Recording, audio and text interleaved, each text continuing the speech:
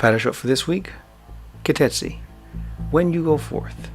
Verse 10 reads, when you go out to war against your enemies, and Elohim your Elohai hands them over to you, and you take prisoners, and you see among the prisoners a woman who looks good to you, and you feel attracted to her, and may want her as a wife, you are to bring her home to your house, and she will shave her head, cut her fingernails, and remove her prison clothing. She may stay in your house, mourning her father and mother for a full month, after which you may go in and have sexual relations with her, and be her husband, and she will be your wife. In that event, you lose interest in her. You are to let her go whenever she wishes. But you may not sell her for money or treat her as a slave because you humiliate her. This states if you take a wife, you are not to have relations with her unless she is your wife. You are to give her time if she loses her parents for mourning, but you are to respect her no matter what. This says there is value in the woman. She is not just a slave, and she is not a slave. She is an equal, and you must treat her as such.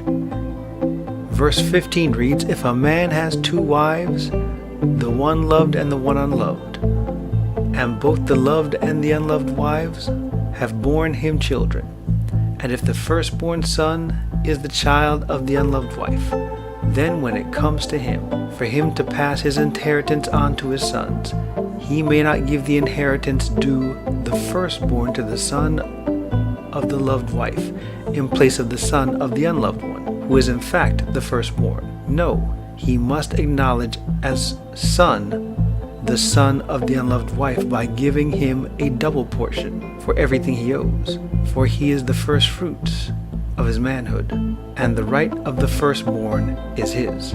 If a man has a stubborn rebellious son who will not obey what his father or mother says, and even after they discipline him, he still refuses to pay attention to them, then his father and mother are to take hold of him and bring him out to the leaders of the town at the gates of the palace, and say to the leaders, this son of ours is stubborn and rebellious. He does not pay attention to us, lives wildly, gets drunk.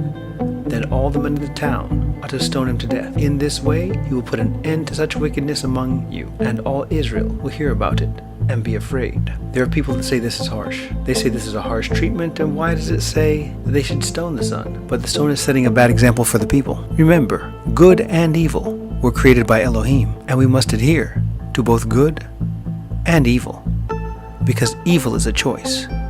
Good is also a choice. Verse 22 reads, if someone has committed a capital crime and is put to death, then hung on a tree, his body must remain all night on the tree, but you must bury him the same day, because a person who has been hanged has been cursed by Elohim, so that you will not defile your land, which Elohim your Elohai is giving you to inherit. Jews still hold to this today. If a Jew passes away, he is to be buried by nightfall. You must not defile the land, but you must not defile the Sabbath. You must adhere to the mitzvot, keep them sacred, and follow them to the best of your ability.